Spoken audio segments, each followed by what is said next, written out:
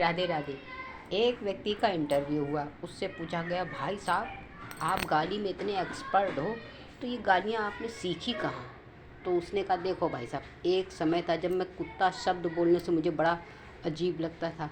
आज मैं इतनी भयानक गालियाँ देता हूँ कि लोग सुनने तो कान से खून निकल आए। तो उसने कहा, बताइए आपने सीखी कहाँ? कहते, इसकी तो लंबी कहानी है, शॉर्टकट में सुना देता हूँ।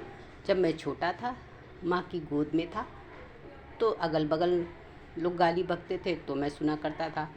फिर उसके बाद में जब मैं बड़ा हुआ तो घर में गालियाँ लोग बकते तो मैं सुनता था।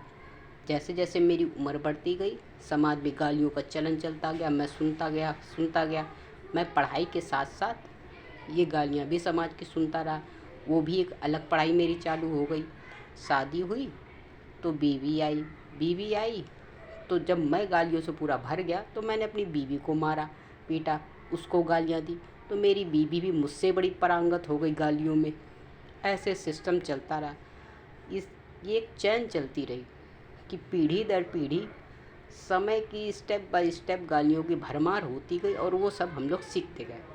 अब जब फ्रस्ट्रेशन निकालना हुआ तो कोई ना मिला तो बीवी को ही गालियाँ सुना मारी, या कोई ना मिला तो घर में अपने भाई बहनों को गाली सुना दी।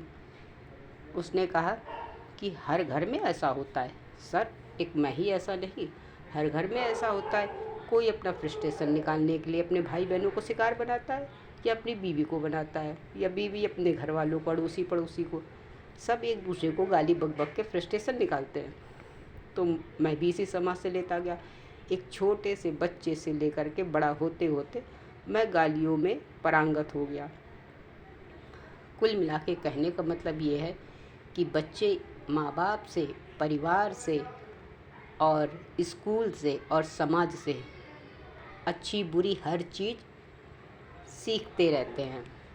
तो कोई माँ के पेट से गाली नहीं सीखता है। राधे राधे।